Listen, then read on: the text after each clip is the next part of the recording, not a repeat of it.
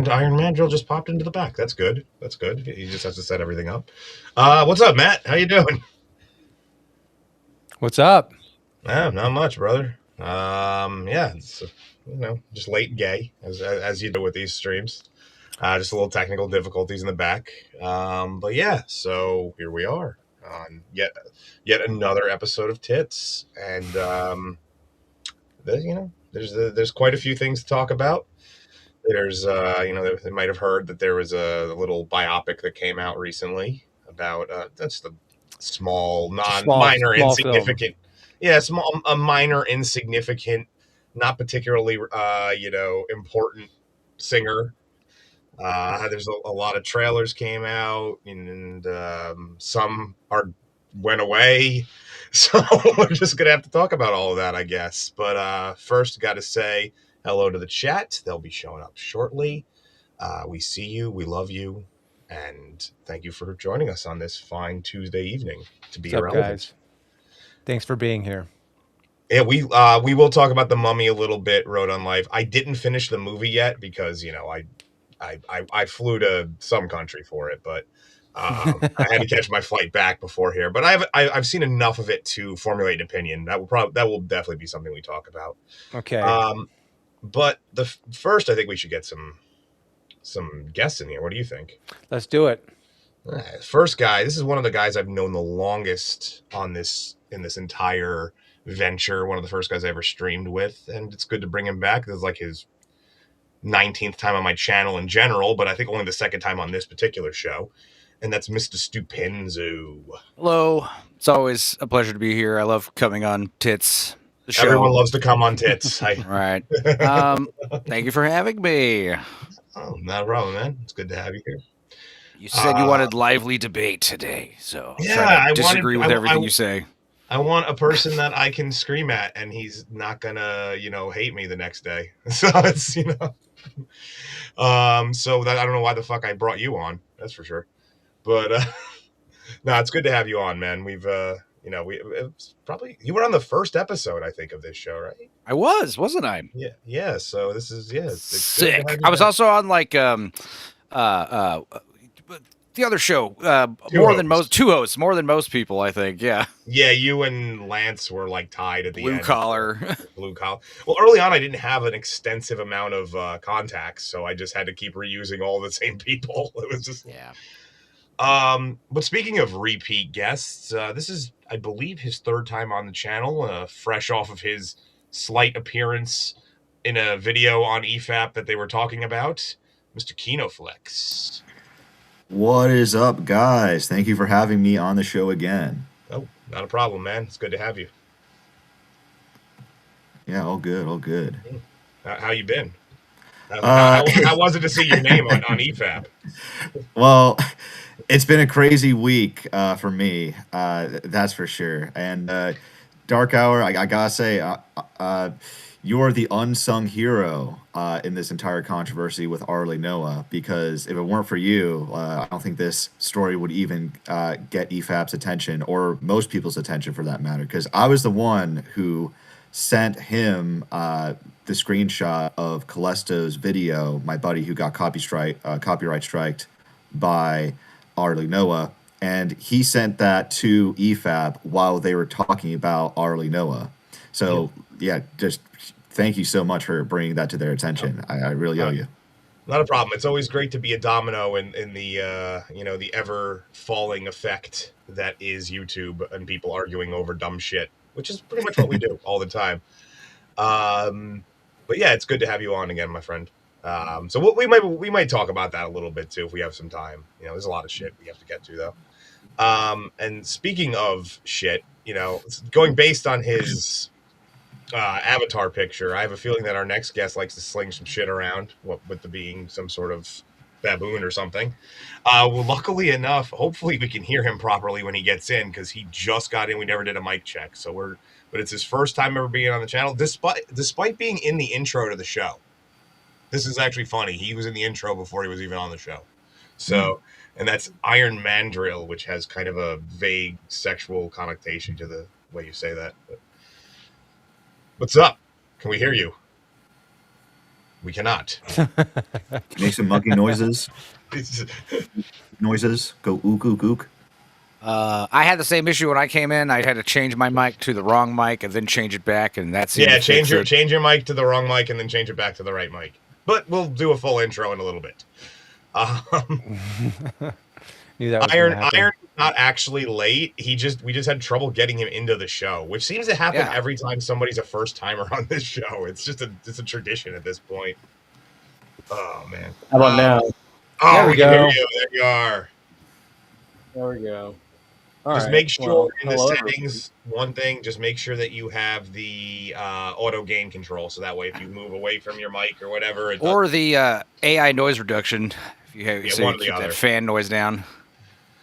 Yeah, where's that fan coming from? I think it's from Kino. I think it's actually his. I think it's part of his camera head. I think that's what it is. I think we're hearing the gears turn. Let me see if I can fix it. Hold on. Well, there you go. That worked. Well, I think he just muted himself. Let's see. Am I using my webcam mic? Hold on, I might be. Yeah, I said earlier you sounded weird, but I don't know. All right, how about now? Do I sound better? Yeah, you sound good. Yes. All right. I switched it like 3 times because the microphone wasn't working at first, and then like you said, I forget who said it earlier, but I switched it to the wrong mic and then back to the right mic, and then it worked. Yeah, I was on the wrong mic too, which is weird. Troubleshooting on the air. It's always gotta love it. Gotta love it. Anyway, thank you, Max. Also, Dark Hour. It's a mandrill, not a baboon. It's in the name. Oh, is that what I did? I don't know my. Isn't a mandrill a type of baboon? No, they're commonly confused. They're bigger than baboons. Rafiki the Lion King is a mandrill. That's right. The mandrill. Isn't it like a silverback is to a gorilla? Like they mandrills are not baboons. The gorillas are weird. Are primates. Mandrills and baboons are monkeys. I didn't even know that mandrill was a type of animal. I don't know my primates well enough. This is going beautifully, Sparkles. It really is. But we're all good now. Yeah, the only reason I know what a mandrill is because there's a obscure Marvel supervillain named Mandrill. Yes. Yeah, and his power is very specific. It's mind control, but he can only mind control women. Yeah, he's like the reverse Queen Bee in that regards. I don't remember him. Whose villain is he? He first appeared. He was like a Daredevil villain at first, but then he just kind of became like a regular shitter for any Marvel hero. He's in Earth's Mightiest Heroes. I know he's in that cartoon. Oh, you know what? I recall that actually. Yeah, I love that show. I know what it is. He's so forgettable that he just did not stick to me. And speaking of forgettable, I think we should go to our first topic, which is probably the most forgettable person of all time. Has a biopic. It's a little guy named Michael Jackson. Maybe you guys have heard of him. I think I know who he is. He might have done a few things over the years. He was the host of Mystery Science Theater, right? Yeah, I think so. He was. That's Michael Nelson. He was in Men in Black too. I know that. I know the story behind that. Agent by the way. Wait, I could be Agent M. Yeah, but wait. If we're getting started to talk about Michael Jackson, let me change my avatar real quick because I have a special one for my upcoming. Oh yeah, you showed me. I liked it. Hold on. Do you only have one glove now? Hold on. God. He has one glove and a red suit. All right, well, you do that. Just a quick show of hands. Oh, I guess not nice. Not show of hands, but I guess for you guys, show of voices. Has everyone seen the movie? I have not seen it. Oh, you son of a bitch. I've seen it. I saw it as well. It was quite enjoyable. So am I the only asshole here who hasn't seen it? We can. Here's the thing: anytime it's a biopic, you don't need to worry about. It's the same spoilers. shit. Spoilers because it's a person's life. So well, not only that, like biopics have like that exact formula in every single fucking one of them. So. Yes, especially music biopics. Yes, but before we get, of course. But before we get into like the movie itself, I think we should talk about the reception it received at first from critics, because a lot of critics fucking hate this movie. For whatever reason. Well, not for whatever reason. It's because it doesn't paint Michael Jackson in a negative light. And do you think that's warranted at all? Do you think what they have to say about the film is fair, or do you think it's unfair? So, here's the thing: is I personally Look, it's one of those things where the critics, I believe it's like in the 30s% somewhere. I don't know. It might have changed over the last couple of days, but last time I talked about it was like 38% on Rotten Tomatoes, and the audience score was like in the high 80s, I believe. I don't think either of those are correct. I think it's a good movie, but I don't think it's amazing. There's some definite structural issues with it.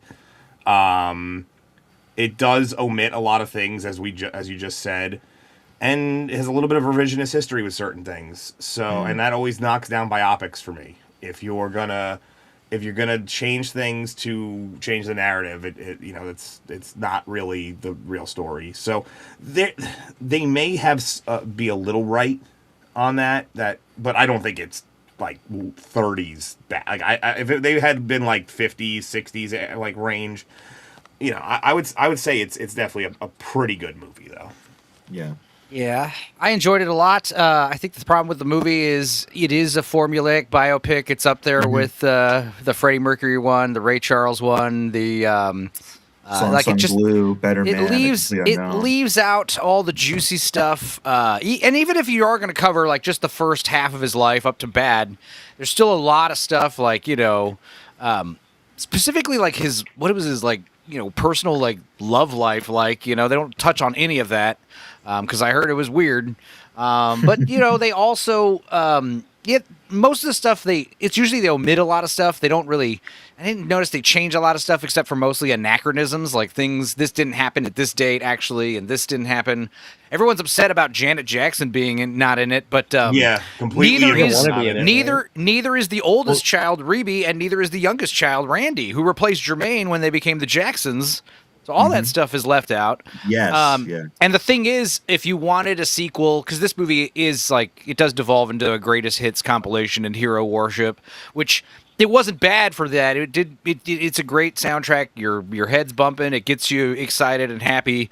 It doesn't touch on any of the heavier stuff, which is kind of a good thing, I guess, if that's what you want. But if you do want the heavier stuff, kind of like with the Freddie Mercury movie, you should go watch Who Wants to Live Forever, the BBC documentary with the dramatizations. The same thing for this. You should watch Man in the Mirror, which covers all the 90s stuff up to the allegations and everything. And it's like dramatizations with interviews. So, I mean, you should just watch that afterwards instead of waiting for a sequel that might never happen. Did you guys have people dress up as Michael Jackson in your theater? Because no. No. Wow. Strangely enough, like when I saw Joker, people dressed up as Joker, but I didn't get any Michael Jackson impersonators. There was a couple in mine. My theater was my living room, so it would have been really weird if I had people walking in dressed up as Michael Jackson. How's this doing financially? It's the biggest biopic of all time. Well. It earned back its budget within 10 days. Yeah, it's it's sitting at over 200 million, right? I think it has. I think last I checked, it was like 205 million, and that was just the opening weekend. Yeah. And like I said, with all those generic biopics that have come out recently, I'd say this is probably the better of those, but it isn't anywhere as good as Better Man, the Robbie Williams chimpanzee biopic, which is probably one of the best music biopics I've seen, like probably ever. Because that one, first of all, you got Robbie Williams playing himself. And then you do the chimp thing, so you don't need to worry about making him look younger or anything, makeup or whatever. You also cover all the juicy stuff that we want to see. I want to see a movie. I want the sequel for this movie, Michael Jackson, to be called Wacko Jacko. And I want it to be specifically, I'm not even joking, I want it to be specifically to be about the doctor, his personal physician that was like getting him high recreationally on anesthesia and...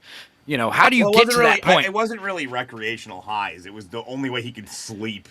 It was like, God. Elvis had the same problem, right?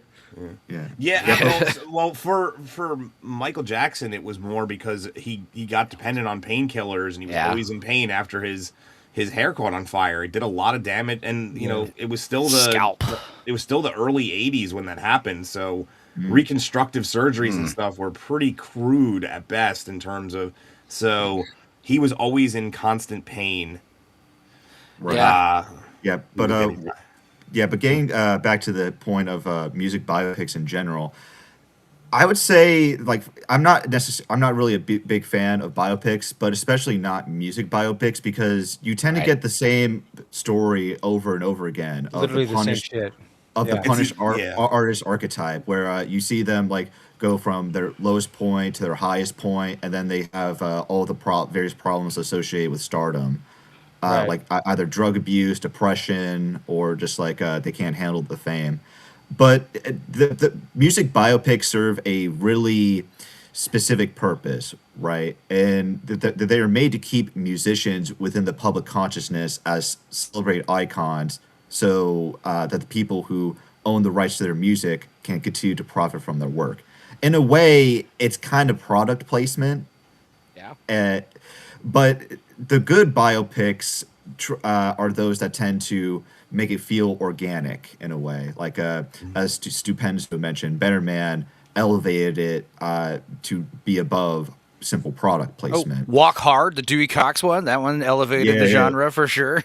By being a parody of it, I'm not even joking. It's so amazing. That one has the best structure, and like it everything that Walk Hard does is perfect because everything. It's like every biopic right there. You're seeing. Yeah, well, the way it starts is like he's got to think about his whole life before he goes on stage. Yeah.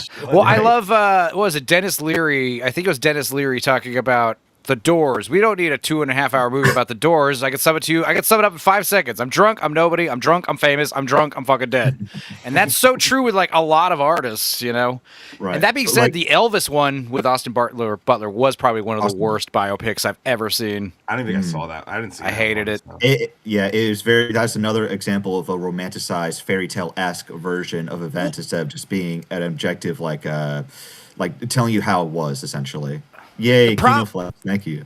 The problem is, I think when the biopic, like by Robbie Williams, for instance, it's produced by him. So he is like, no, let's do it all. But when you have it produced by like a loved one or an estate or Priscilla Presley, it's like, oh, he's only in love with me. Don't talk about all the fucking models and actresses that he banged while he was making all these movies, all the groupies he had. Don't mention that. You know how many famous chicks he had sex with? Like, we didn't get to see any of that in that Elvis movie. What a wasted opportunity. Yeah, and that's why the Bohemian Rhapsody movie from 2019, 2018, like that, I consider that to be the worst music biopic in recent memory because, like the other examples, like the intention is to keep Freddie Mercury and Queen in the public consciousness, so they the people who own the rights to their music can still continue to profit off of them. But there's just historical revisionism, just pretty blatant. All throughout the film, and it's also just terrible acting, terrible editing. Yet that somehow won an Oscar. It still mind boggles me. But there's just a ton of like examples of the film that you can point to that you can say, yeah, that definitely didn't happen. Like Freddie Mercury saying that he had AIDS to his bandmates, and they were just like, we're in this together, Freddie. I've got the bug, guys. I caught the bug. And then they give him a group hug. I was just like, "There's no way that was fucking happening." No, when they did that performance, they thought that was like their second coming, and their things were looking back up, and they were gonna start touring. And then Freddie found out he was, diagnosed, and that was, so it was like bittersweet, Right. But and the thing is, Queen's my favorite band out of all those. Queen rocks. I mean, they're the only band where every member's in the the songwriters Hall of Fame. But that movie was very disappointing. Mm-hmm. Yeah, but I guess like when it comes to Michael, the estate, the Michael Jackson or the Jackson estate was heavily involved with the production of this film, and a lot of critics have said that it feels very sanitized. And while I do feel that sentiment during some parts of the film, I don't feel as though it ruins it by any means. I don't think it's ruined by it painting in a good light. There's just there was moments where I'm like, yeah, this doesn't feel right. Like something like I know that they're skipping a lot, and they don't even hide that they're skipping a lot because they go from 66 to 73 to 79. So it's like clearly they're skipping a shit ton just based on the structure. My issues with some of the actual structure too are I would have loved, because probably the best parts of the movie are his inspirations for the dances, his inspirations for the lyrics, things like that. Those sequences were probably the best things in the movie. Very well recreated, like masterfully recreated.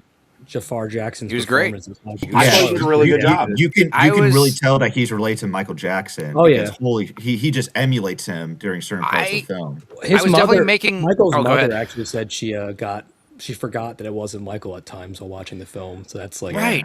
I was making fun of the trailers because of how ridiculous his big prosthetic nose looked, and then like it looked weird. But then when you watch the movie, there were some specific moments where it's like, yeah, he's channeling like a higher power. Like Michael Jackson thought like he was writing songs like they were being channeled to him by a higher power. I mean, there's some truth to that. For 2 years for this, right?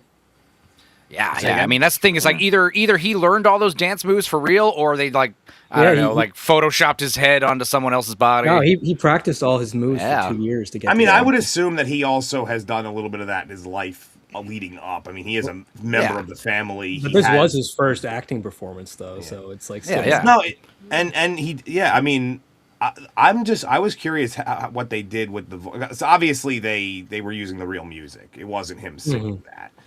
No, but he does a great impression of him. The voice when he's talking. It's more the voice. The impression seemed pretty spot on. I thought it was pretty good. I mean, I'm having the thing is too. It's like I'm trying to remember Michael Jackson from when I was a kid.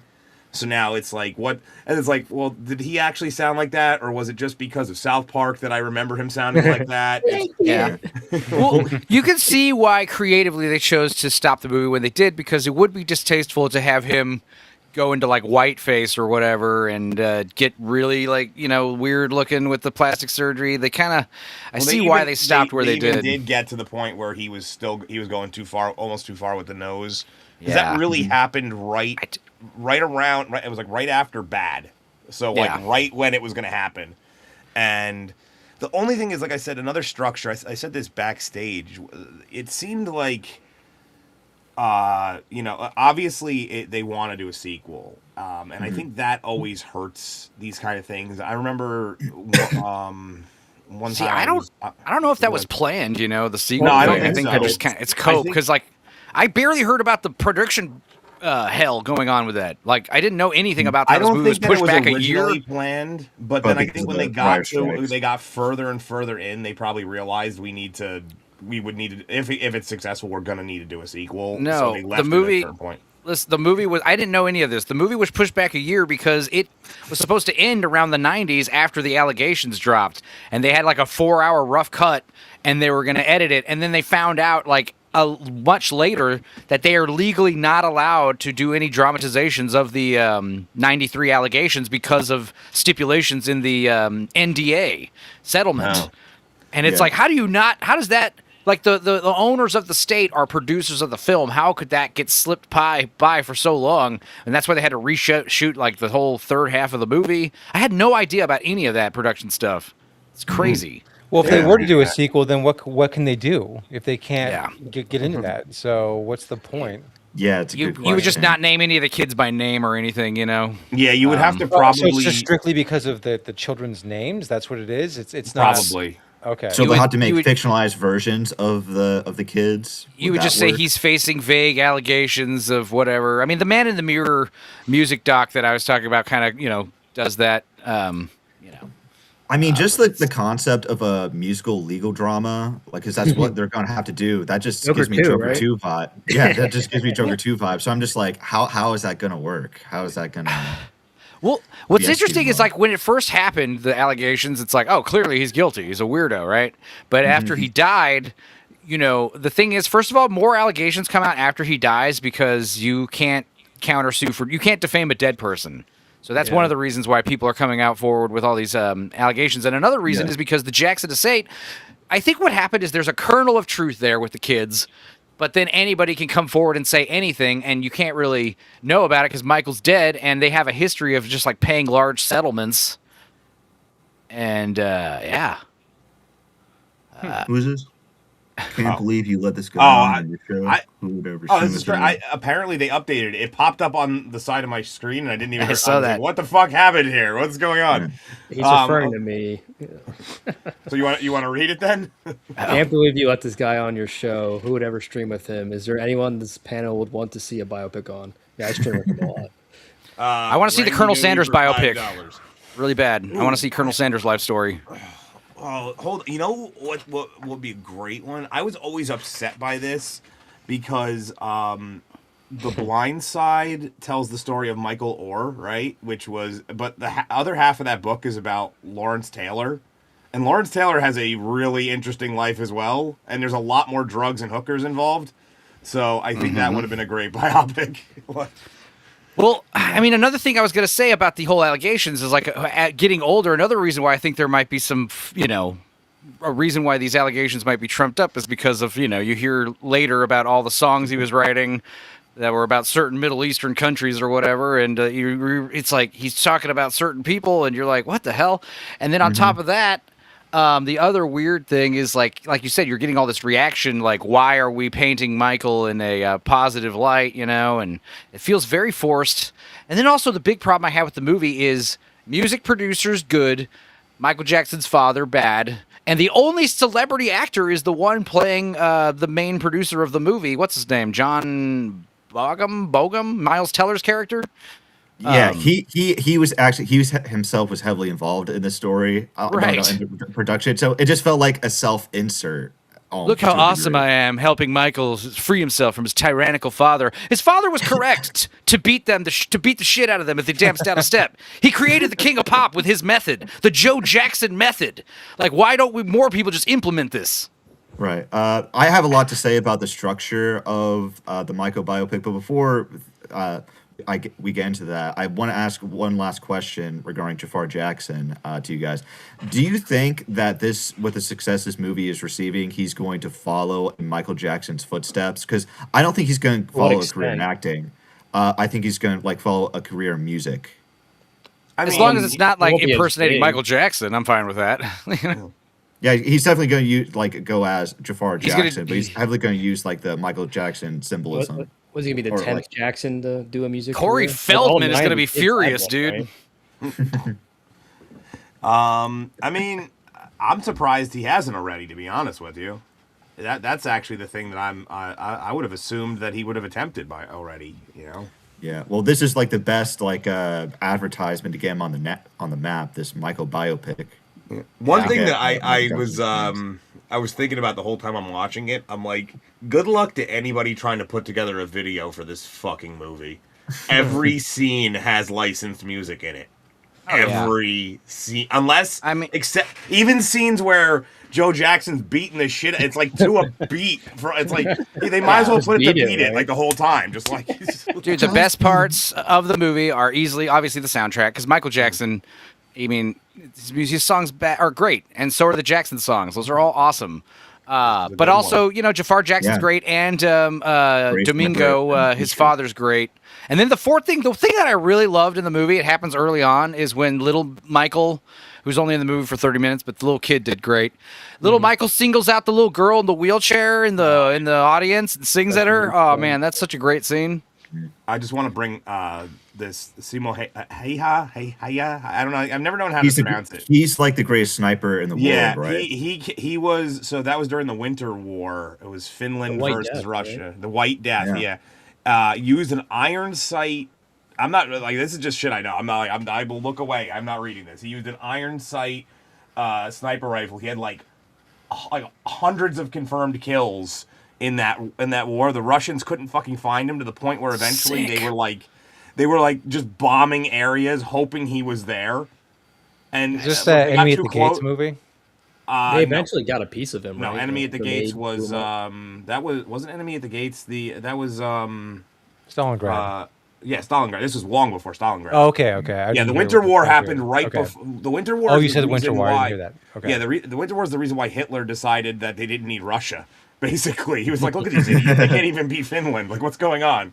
Yeah, but he had a messed up. He did all that with a messed up jaw, right?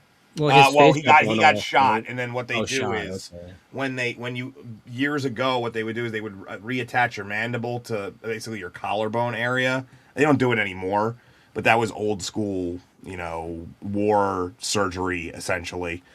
I actually knew a plastic surgeon who explained that his father was also that was like the standard when his father was a plastic surgeon. So it was, but yeah, that was it was because there was just no way to recreate the muscles, so they just had to attach it to something basically. But yeah, that would be a fucking sick. But I wouldn't want that to be a. I would almost want that to be a horror movie for the Russians. Like, I would want that to be like they're just like make them like really innocent Russians, just like as it pretend like the snowfields is like the beach and he's fucking Jason Voorhees just going at it. Like that's what I would like. For an old school YouTube reference, the latest epic rap battles of history was on the White Death. They still Was it? I haven't watched that shit Wow. in years. They make one a year. They come out of the woodworks and put something Well, out. they don't. They have such a backlog. They probably make a shit ton of money just on that. Yeah, they get like 10 million views like a video. It's nuts. Yeah. Yeah. But back to Mike, not the White Death, the one who turned white and then died, like Michael Jackson. Yeah. If like I like to get into the structure a bit because I would say even though the child actor for Michael did a great job, he can sing, definitely. I felt that the first 20 or so minutes with him wasn't really necessary. It also felt pretty abrupt. It was like you were saying earlier, Dark Hour.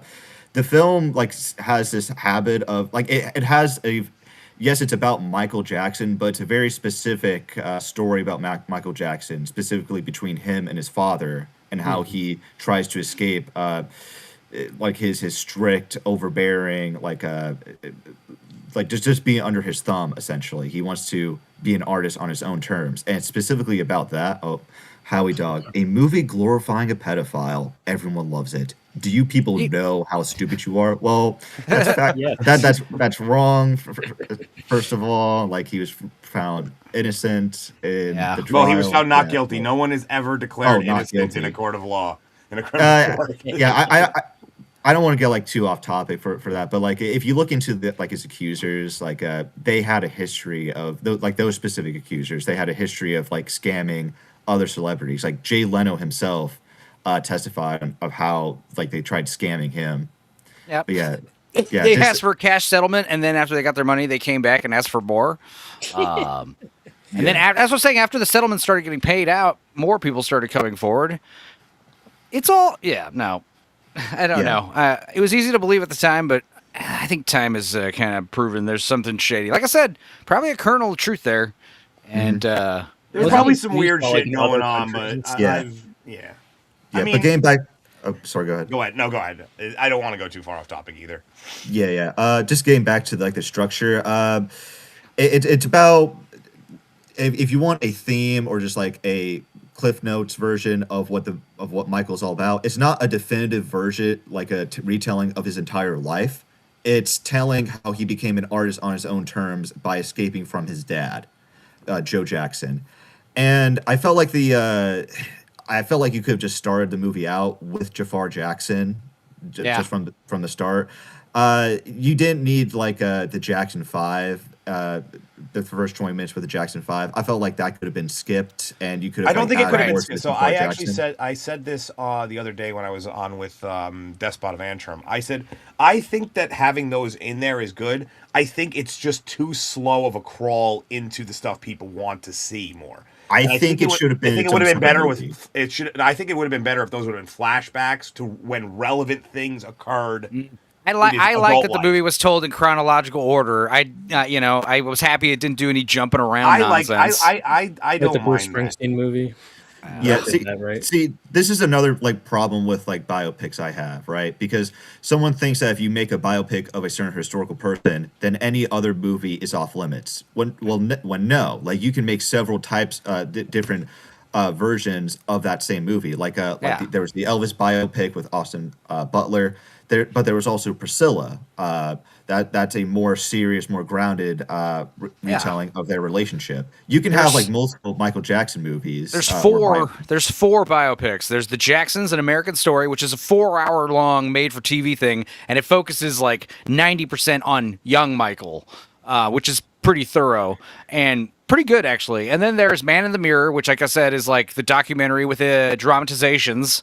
And then there's Michael, and then there's the Searching for Neverland, which is about like his final days, and it's told from the story of his bodyguards, and it's not not particularly great. So But there is a thing about biopics, by the way. A lot of times they have this feeling, have you ever heard this, that one of the reasons why 300, the movie 300, is so crazy and over the top is because it's a tale being told by the only person who survived to try and rally the troops. I don't know if you've ever heard that, but I always feel like a lot of biopics almost come off like that, where it's you're supposed to take it like, okay, yeah, you're exaggerating a lot of this. Like, you're almost supposed to sit back and be like, yeah, that sounds about right, but I think you might be going a little too far. So, and I think that's kind of here, where it's almost like someone's, you could see somebody telling the story, and they're like, well, what happened after, in 19, and we don't talk about that, and just move on, next good part. And they did also paint, they did their damnedest to not paint the mother in any kind of negative light, might I add. She wasn't a saint either. I mean, she was no... Oh, go ahead, Iron. I was going to say, I don't know what her actual flaws in real life, but she admits to, like, standing by and allowing his dad to do all that. Well, that was one thing. She was definitely... But, like, the one thing... So, I was almost... And I'm going to sound weird for being upset about this, I think. But pretty much the first solo hit that he had was about his pet rat, Ben. A lot of... And the reason why that even came about was because she forced him to abandon his pets when they moved to Encino. And it's completely not even mentioned. And it was a big point in his life where he was basically told, like, these were his friends, essentially, because he didn't have a real childhood. And he was basically told by his mother, you know what, fuck your friends, we're going to be rich. And they never mentioned that. They never mentioned the fact that he wrote that song. And so there's a lot, and that's what I mean by there's things that are missing that I think would have helped. And then there's a couple of other things they probably could have removed that weren't necessary. Yeah, I 100% agree with you, Dark Hour. Another problem I have with the film is the lack of characterization for the supporting cast. Like, the only characters who are given, like, really any characterization are Michael Jackson and his father, Joe Jackson. Everyone else is... Latoya gets a little bit of characterization. A body gets a little bit, too. Yeah, but even still, everything, like, they could have been explored a bit more. And that really takes away, because you feel like you should be getting more from them compared to what you almost rolled Latoya and Janet into one person, which that's not uncommon in biopics. They've done that before. Like, I don't know if anybody saw Iron Claw. I saw that. That was devastating. That was devastating. There was a couple of characters that got rolled together into one. They omitted one character, they omitted one of the brothers. They rolled a few characters.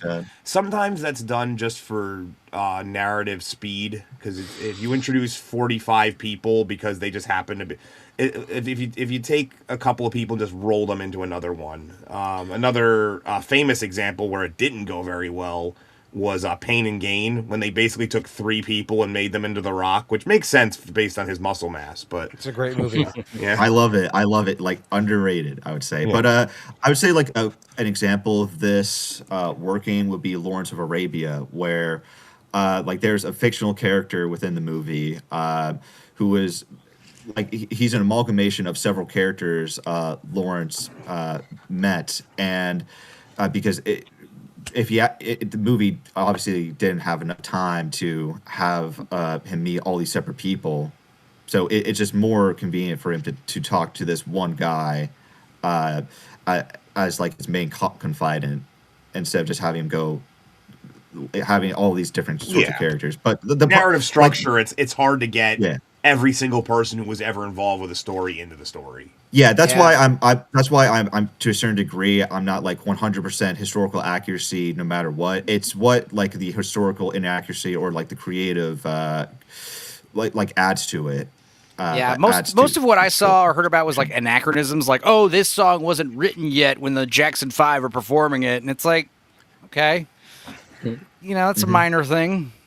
Yeah, like, I mean, I could see, like, Jackson superfans being upset with that. Like, people. Yeah, this song was written in 71, and this scene takes place in 69. It's like, all right, dude, and let's not forget. I mean, like, it's easy, like, because we almost everybody, all of us grew up in, like, the shadow of his career, you know, the allegations era or later for some people who are even younger. But like he was so insanely huge for his time. I mean, I can only imagine if that amount of success happened today, what the numbers would be in terms of how much money he had. So I can understand why certain super fans who followed his whole career and were like the kinds that like grew up and he was the biggest deal. I can see why people would be a little upset when that happens, but it's minor in that sense. Didn't he have so much money he bought the Beatles catalog? Yes, yes, that is true. He has like so much assets, which again is another potential reason for why you're getting all of these different sorts of allegations now, because he has like his estate is sitting on top of so much money. Yeah. I mean, it's funny because he learned about Oh, go ahead. He learned about music ownership from Paul McCartney. He was the one who taught him about how you make a bunch of money by owning the rights to certain songs and stuff. And he bought his songs. And then he was trying. Him and Paul McCartney were working together to try to acquire them. And then when push came to shove, Paul McCartney, I guess, chose not to pull the $40-something million trigger. And then Michael Jackson, I think, bought everything on his own. I can only because of the fact that this person's profile picture is Rorschach. I can only read this in Rorschach's voice. Boy said Michael's penis was circumcised. Not circumcised, however. Michael's circumcised, thus proving a lie. That is something Rorschach would say. Rorschach would say. He would be like he would reursearch it in autistic detail. He would literally go and like he would pin Michael Jackson to the wall and like pull out his dick and be like, "You couldn't have done this." Talk about Michael Jackson, Dana. Now I gotta go eat some beans. Oh man. Yeah, go ahead. I'm sorry. That was just a good one. Yeah, it was. Another thing I was disappointed by was the lack of characterization for the Jackson 5. Hold on. Anna, you walked right into us talking about how Michael Jackson's penis was uncircumcised. Yeah. Because like there's a debate to be had of whether or not like Joe Jackson was the one responsible for the Jackson success.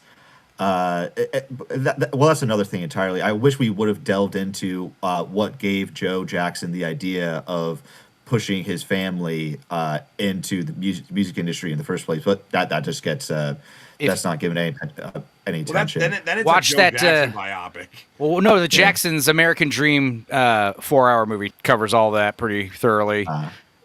They were just very talented, and the thing is, like, he had dreams of being in a band, and they show like him and Angela Bassett plays the mother, Katie Jackson, and they show how they met and they fell in love and they have babies, but they both had like musical backgrounds. And Joe Jackson worked at a steel mill where he had like hung up his dreams, and basically one of the big inciting incidents, like the kids are shown to be very musically inclined together, and one of the older brothers like steals the father's guitar to go play on it without dad's permission, and dad has this huge temper and he finds one of the guitar strings broken and he comes in and whoops the hell out of the son. He strangles him with it. He's and then pawing away. And then he the son that died. Well, then he restrings the guitar and tells them all to come in the middle of the night and you play your song for me right now. And they all bust out in the living room, and that's when he has his little cha-ching $ eyeball moment, and the only way that would really work in like for the movie, they would neuter the shit out of that scene. It would just be because it would all happen in like 45 seconds at the very beginning of the movie. But also, like, why do something that another music biopic already covered, I feel like that was why they did so little with the Jackson 5, because there's already like a 3.5-hour movie about it. Well, also the movie's called Michael, so I think that's why I didn't really focus on the brothers much. Right. But I do agree they could have had some. At least one of them could have had some characterization. Yeah, see, you're right, Iron Man. Like I said before, like this is a relationship. It's about the relationship between Michael and his father. So everyone else is tangentially important. They do matter to a certain degree, but they're not within the context of this specific story. They don't matter as much to keep it flowing, to keep it well paced and flowing. Yeah. But that being said, I do think that the family's role in Michael's own like personal troubles was really downplayed. And Joe Jackson, like he was an asshole. Like it's clear that he didn't treat Michael like as a son, but more like an employee or business partner. Business partner. So that's why he had to call him Joe. Exactly. Yeah. So the resentment makes sense that like his fucked up childhood like is real, but like the Jackson 5 like they weren't really his brothers. Really, they were more so like fellow employees. And I feel like that like they sided with Joe Jackson historically. Like they were trying to get money. They were constantly trying to get money from Michael. And I wish they would have showed that more of because it would have played. They tried showing like his social isolation with how he like tried getting like of how he purchased all these animals so he could have like a familial connections or like friends. Because his own family wouldn't hang out with him. They wouldn't play Twister. That's so sad. Yeah. So I wish they would have focused more on that aspect. One of them's like Jermaine, or one of them's like, I gotta go home to the family. Like I got a wife and kids, dude. I can't be playing Twister. And stuff that the 4-hour movie covered that was pretty insane was like in the early days was playing in really seedy parts of town where like they got mugged for equipment, and the kids are, after they're done performing, a titty dancer went on the stage, at these venues, like they're little kids and stuff. Like all that stuff was really interesting. The other stuff that was really interesting is how they would go travel the world and do tours and press junkets, and the wife and the daughters were not allowed. They were not allowed to come to any of the parties or anything like that. It was all business, and they had to stay home, and that was pretty weird. All kinds of crazy stuff, man. I wish that they would have given Bill Bray, Michael Jackson's bodyguard, more characterization, because in a letter, Michael described him as the closest thing he had to a father, I believe. So it's better than the Freddie Mercury movie. Like his driver, who was there to the day he died, is like barely in the movie. Like they have him in the background at one point. Also, his boyfriend that was like with him till the end. He's barely in the movie. Like so he did better than the Freddie Mercury's driver. Bill. Regarding Michael's bodyguard, I feel like they went for like a more subtle thing. It was like all the facial expressions he made. And I thought it was Vin Diesel when he first showed up. I was like, what? Yeah, he does. I looked carefully. I was like, oh, it's not him. Yeah. But he was always just kind of watching in the background and like making faces when he approved or disapproved of like what was going on. I think that's what they were going for there. Yeah, I think the thing is, I knew I liked the movie because I was tapping my toes most of the time. I was enjoying the music, and when it was over, I wished it was like an hour longer. Don't say that for most movies. Hi, Megan the Texan. What's up, Megan? I agree, Stupenzo. Jafar Jackson is like the highlight of this film. Especially if you're a Michael Jackson fan, because it does feel as though Michael himself possessed him for this movie. Also, Anton Fuqua came, guns blazing, trying to capture these, like, recreate these famous performances and music videos and stuff. They do a really good job with, like, everything, the costuming and the set design, and it's all pretty spot on to at least the untrained eye. I'm sure if you did a side-by-side comparison. If you were trying to nitpick it, I'm sure you could find plenty of things, but that's not really required for something like this. It looked pretty spot on, a lot of the stuff. It also just feels out of place because it just feels like they're singling out this musical biopic because Michael Jackson's name is associated with it. They wouldn't like have this same level of scrutiny for like any of these previous music biopics. Mm-hmm. It just feels like a double standard. Like from critics. Critics double standard? No, never. Yeah. And like I said, I understand that they're giving it negative points because, you're not painting this person like a criminal or whatever. But I think another big problem with it, more legitimately, is it is just kind of your standard run-of-the-mill hero worship biopic. It doesn't really separate itself. It is better than most of those run-of-the-mill music biopics, but I think it's like I said, there's Better Man up here, along with the Doors maybe down here, and then there's like Ray and Freddie Mercury and all these recent ones, they're all like down here, in terms of quality. Yeah. They feel very artificial. They feel very, commercialized. Yeah. Well, Anybody have like the last thing they want to say about Michael before we move on, I guess? in terms of ratings, I would give it a 6 out of 10. I feel like Stupendo nailed it. If you've seen any kind of musical biopic before, this passes. This is a passable one. It's a little formulaic. I would say, that's 6. I don't really like to use the number system because I find it flawed. But I'm right in that same range. I would give it like a C+, B- range. Like it has some high moments. Structurally, it has some, like I said, it has some issues. There's other things it pretty much stops right where I would love it to keep going, which sucks. I want more monkey. I need more monkey in my movie. Dude, Bubbles is still alive. Yeah, Bubbles is still alive? 43 years old. He lives in a alive. sanctuary, and he'll be taken care of till the day he dies, and then some. Wow. See, that's what Sanctuary's named after him too. See, that's what I mean. There could be a Bubbles biopic. There is a demand for that. Dude, They could totally get away with that. I didn't know Michael Jackson had a monkey, and I was very happy when he showed up. Well, an ape. Monkeys Yeah, and they tails. showed the pet giraffe, they showed the pet llama, they showed the snake. They didn't show the lion that he had. He had a lion too. He had He a had like lion. every animal, man. Like, He had a crazy. menagerie. He literally a zoo on his property.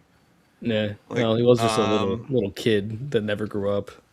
Peter Pan. Well, that's really ass. what it was. Yeah, Yeah. it was just acting out childhood fantasies with what would be Yeah. the equivalency of billions of dollars right now. Like, you know. But yeah, I think something that they don't touch on at all, which was kind of, I did want, especially in this first half of his life movie, is like, what was his, like, I'm sure there's rumors of him having, various relationships with some girls especially when he was younger, and fangirls, obviously, and, they don't touch on any of his, like, romantic stuff. Like, was he gay? Was he straight? Was he bi? Was he asexual? We have no idea, according to this movie. No, Well, I would say asexual is what they basically turned him into because they never. He was in love with his pet llama. Yeah. Yeah. Well, regardless of his sexuality, I think that any time he was trying to have sex, he was awkward as fuck. Because like he had zero social interaction with anyone. Right. He'd be like, I just put it in there, right? Here's that. So, what do you guys want to go to next? I mean, it's hard to go from Michael to any other topic. The other one I have listed in the title is that I'm sure you guys all Mummy. saw. Oh, we can do the Mummy real quick. Speaking of Okay, Michael okay. Jackson's weird face, I'm sorry, that was mean. So I only watched the first half, about the first 2/3 of the Mummy. Right now, it's not gripping me. I may not even go back and finish the movie. To be honest Dude, it with you, fucking sucks, man. I haven't It even sucks. I haven't seen it. It's it's worth very- watching for all the ickiness, but it's like it's like peppered through this big boring mystery where you already know the answers to the mystery. So Well, it's like and, trying to be Hey, Smiley this- Doge.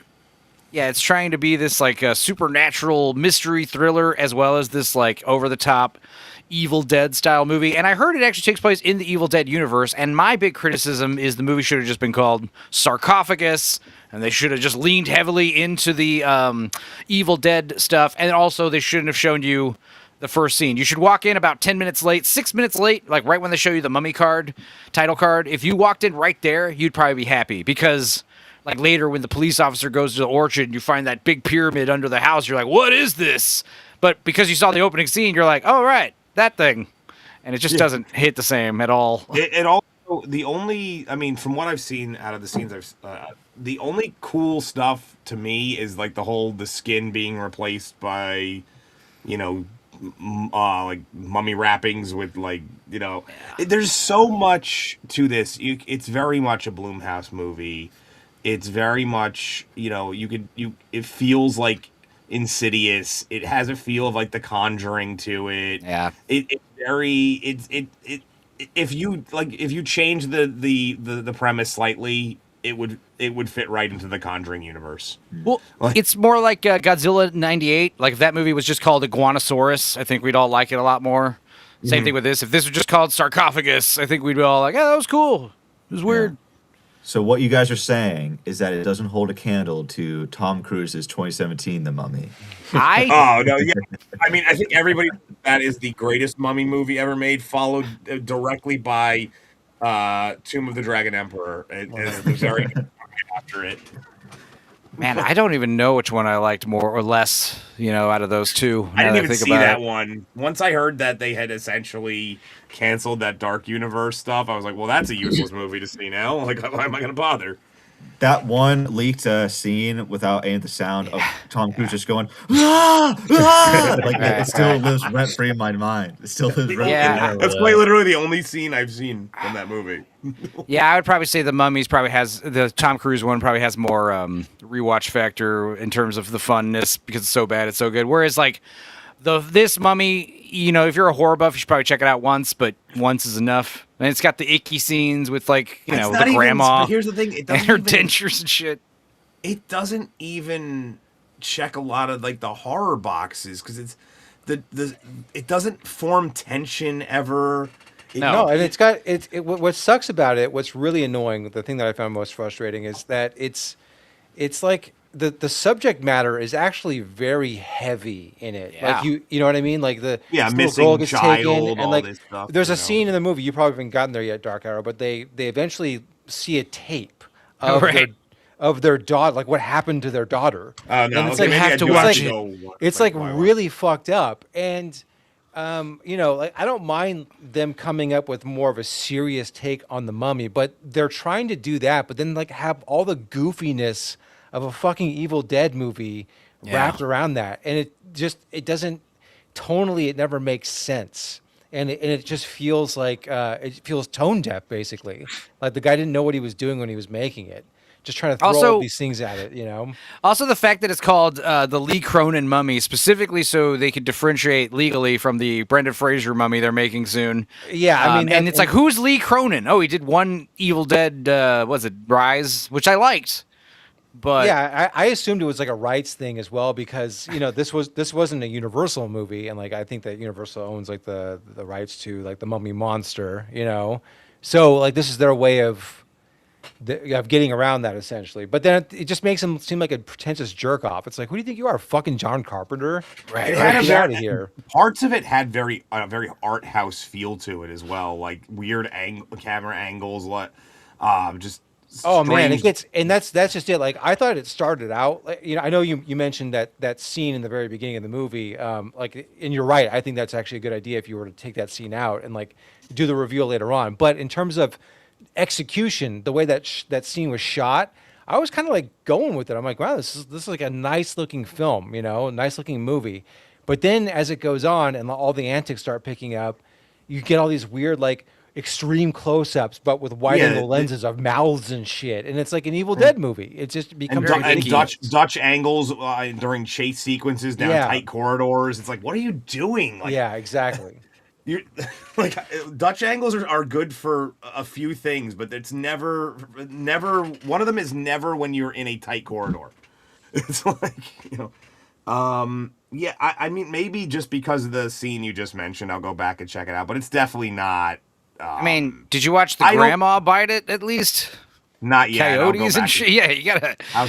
The thing is, the movie's got like 5 or 6 like really hilariously awful, disgusting, squishy moments that you should check out. But like I said, like it's just there's so many boring moments in between those little peppered kernels. It almost feels like it could have been a short film with the shorter. Yeah, it shouldn't be 2.5 hours, 2 hours, or whatever it was. Maybe not a short, because a short film is anything under an hour. So I guess maybe it probably could have been like an hour and a half. Could have been a tight 90, man. Stop, like either omit the first scene completely, right? Which right there, right off the bat, takes like 10 minutes off of the movie. Omitting the first scene would have made the rest of the movie so much more like on the edge of your seat. Like, what's happening? Well, I don't get it, and it would still be stupid, but at least there would have been this, like, your brain, like, kind of trying to put pieces together. Instead, you're like, oh, right, like, that lady, if they walked into that chamber later on and saw that buried pyramid, that you're right, that's like a much better reveal. I would have been like, what the hell's that? Like, I actually like that. Like, that was, like, cool visual, and, like, I mentioned this in our Mummy review, so I'm being repetitive, but, like, if you are going to make it different from past Mummy properties, that is a good way of doing it. I thought like there's like a mythology there that you don't fully understand, and they don't fully get into it in terms of like, is that pyramid? Is that just like the tip of it? Is it like massive underneath? Is like what? It's just cool. That's a cool idea, visual idea. But yeah, you're right. I think that's just a really good idea. Like really just showing that later on if they stumbled upon it and that's the Take first that time you first see scene it. out. Yeah. It's the Start old the movie it's at the the old, title card. It's the old Predator problem where they show the spaceship in the beginning Yeah. and nothing is confused, and you don't have any what the Right. fuck going on moments after that.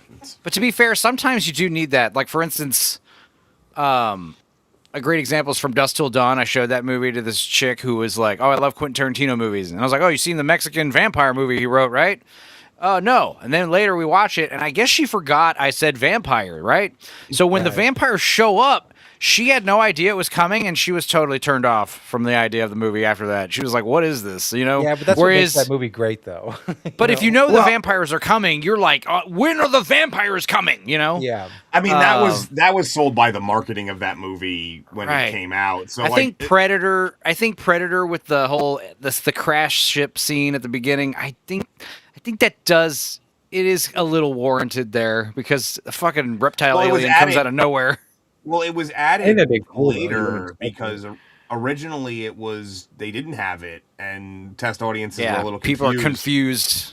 Yeah, they're like, where the hell did this alien come from? But Because you Either get too way, that movie's invested in awesome. you get too invested in the original plot, but then it pivots and you're like, I was excited, but when you know the aliens or the vampires are coming, you're like, get over with this mercenary stuff. I don't care. I want to get back to the alien. you can have those opening sequences, and that's the thing to this day that still upsets me about Predator. You can actually do something like that that's a little bit more subtle, where you see it more in the background, and you don't necessarily know what the fuck just happened. Right.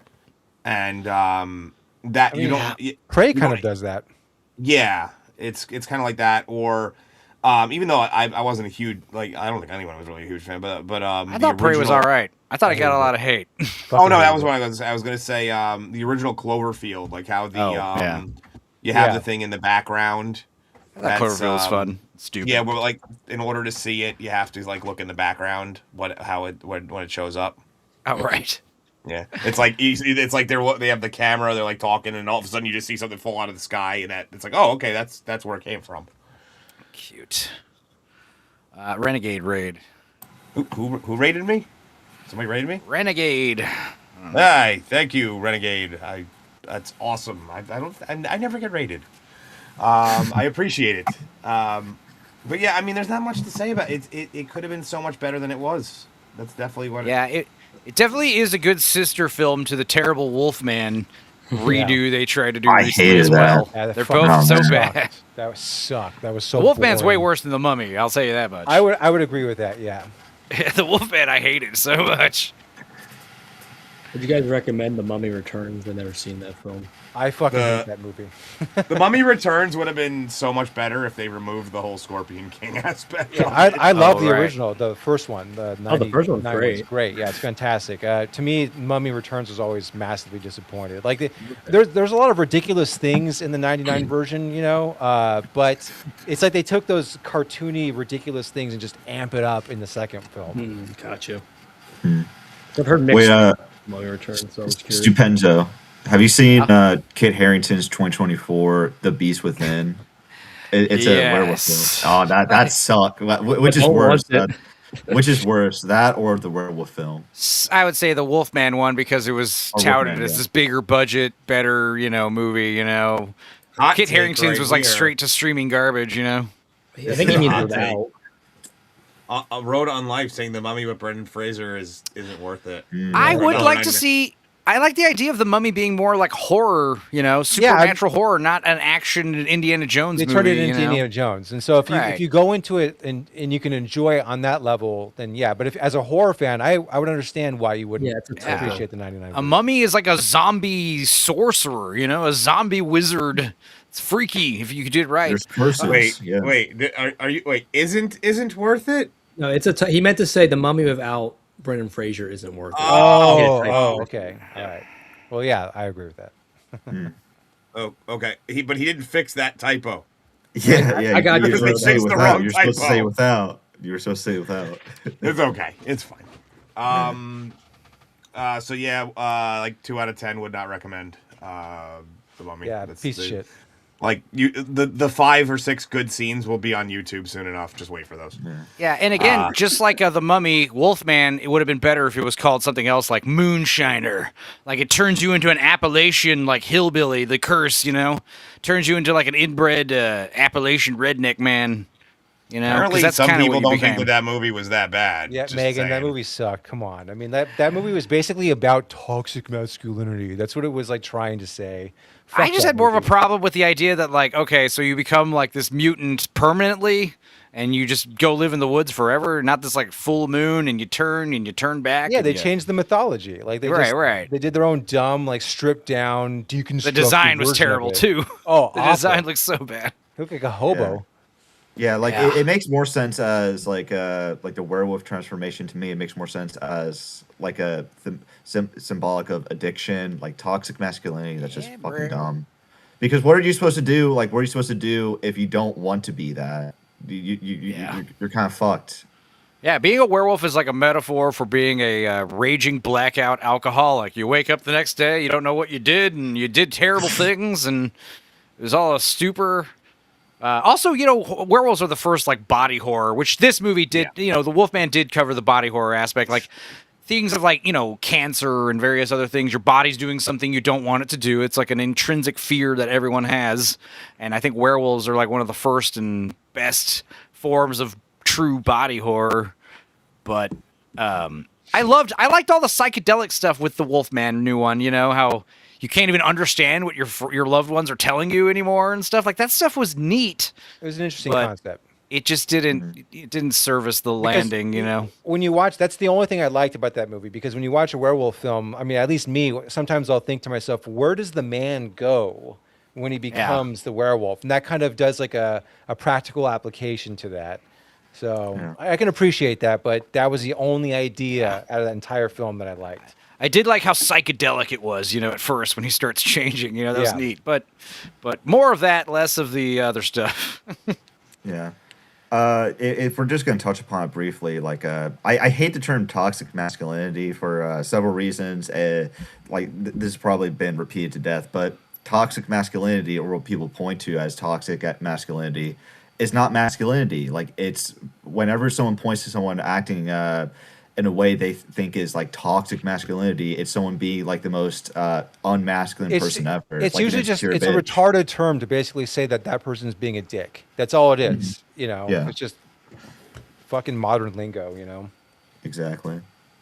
But I'm gonna have to leave in a little bit. But so do you want to talk about the Green Lantern drama? Yeah, let's jump to that. So anybody, like, I'm sure you've all seen or at least heard when I said it before, the Lanterns trailer that was pretty divisive for basically having nothing to do with the Green Lantern at all, was torn down, and no one can seem to identify why. So I figured it'd be fun for us to speculate on why. I will let Pino go first because he's got to go soon. So Okay. I have like half an hour. That's fine. oh, okay, But, well that's fine. But yeah. we're probably gonna go for another like 45, 50 minutes. So you'll get most of the show. Yeah, then I can probably stay for the full time then. I wasn't on here when you guys first discussed it. I was just like, I had a lot to say about how shit that trailer was, man. I'm a big Green Lantern fan. Like, I would go to half price books all the time, and there would be Green Lantern issues in the back. I was just like, oh man, like this is so cool. Like, this was during like the Jeff Johns era where they reinvented Green Lantern after he was like practically character assassinated by DC. A lot of comic fans like to say that Spider-Man has the worst when it comes to comics. I'm sorry, but Hal Jordan, he has done the dirtiest historically, I would say. But Jeff Johns, Ethan Van Sciver, all those guys, they did probably the best retcon in comics history by making Parallax separate from Hal Jordan, like he was possessed by Parallax. They redeemed him. They brought back the Green Lantern Corps, and they made it Star Trek essentially. Like that comic, Green Lantern at the time made me a fan of Star Trek before I even watched Star Trek. Like it's so great. There's like the space adventures are awesome, and I would say it also gave us one of the last greatest comic crossover event in the form of Blackest Night. That is such a metal fucking crossover. Especially if you read all of so Blackest Night, a lot of people make the mistake because they were reading it and they were just like, oh, I'm not a big Green Lantern fan, but they read it because it was a big crossover with another character they loved. Yeah. If you read all in order, all of the lead up, like Sins of the Star Sapphires, Agent Orange, Rage of the Red Lanterns, Sinestro Corps War. If you read, and that was all kind of backwards the way I just said that. But then there's also the Peter Tomasi Green Lantern Corps run on the other side with all the sub characters. You know, if you read it all, it's this slow ramping up that happens that leads right into this crescendo event that was just fucking awesome. Right, because all the other corps besides the Green Lantern Corps, they were being built up for Blackest Night for that event, and like when you take all of that into account, like it just all comes together. And not to mention, like the tie-in comics that are unrelated to Green Lantern, those are pretty good too because they are pretty faithful to those characters' histories, like how Blue Beetle comes back as a Black Lantern to fight Booster Gold. That's awesome.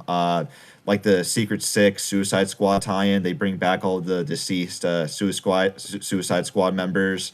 That's a nice piece of fan service. That's pretty faithful to the comics.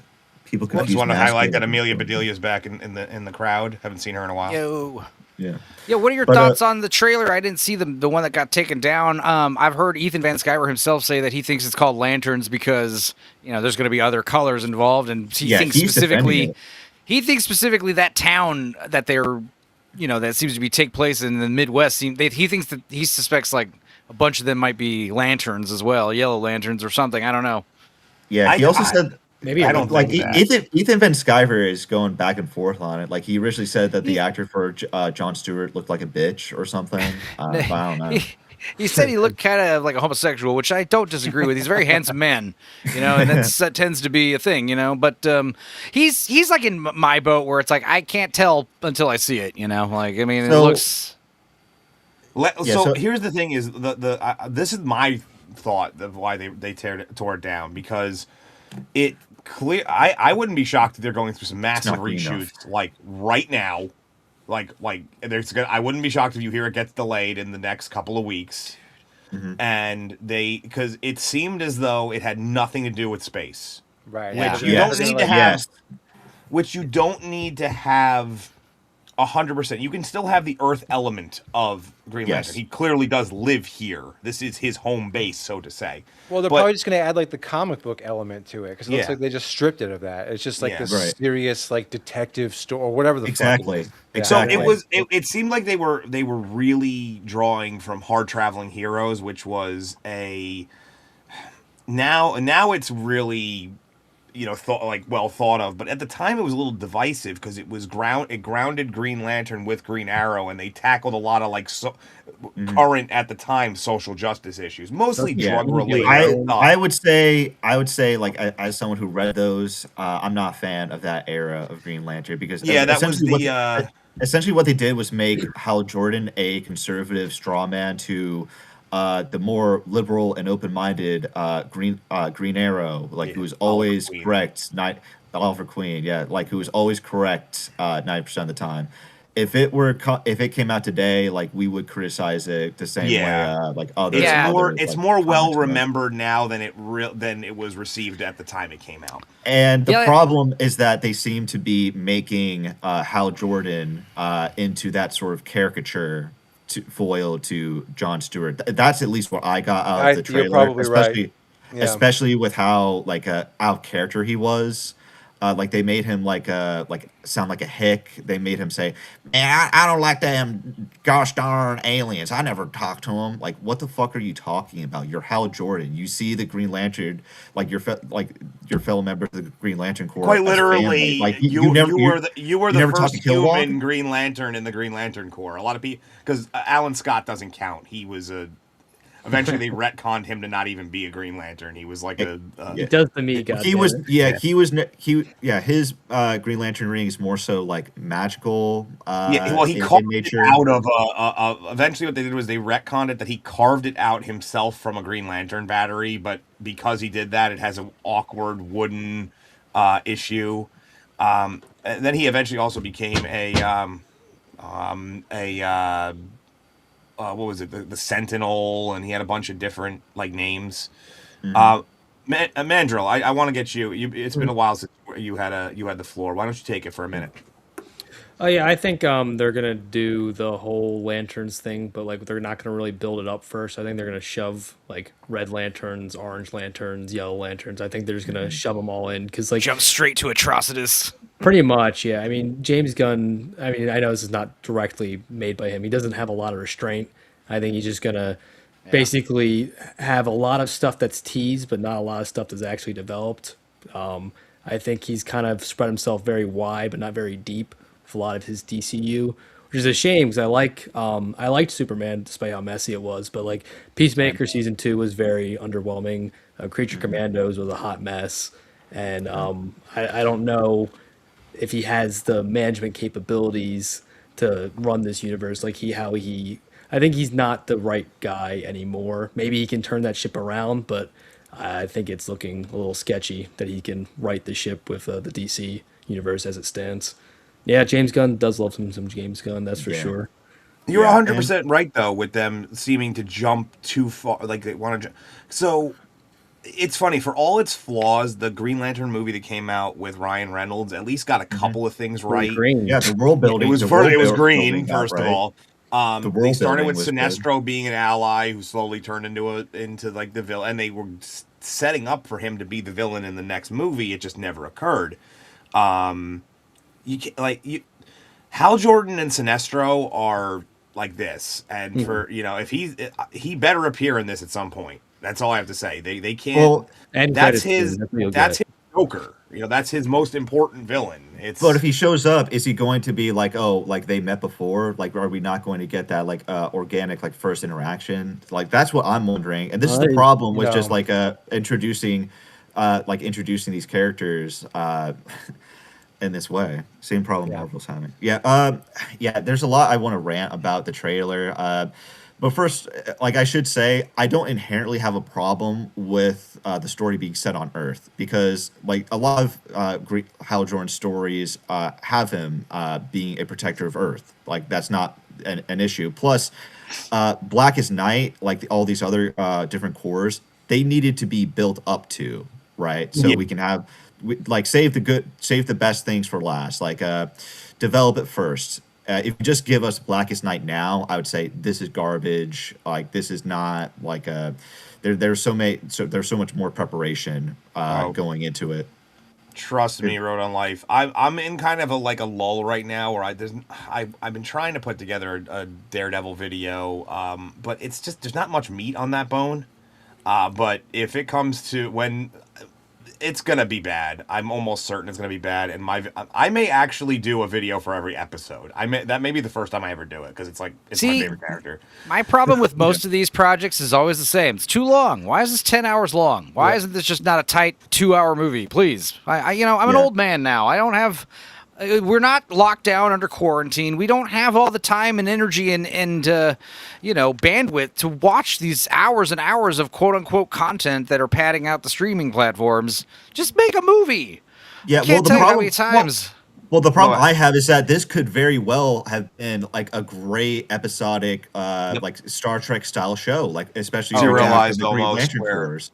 Yeah, because not only that, I mean, you've already shown Guy Gardner, so it's established that there's other Green Lanterns in this universe, even on Earth. You could easily have episodic would be cool.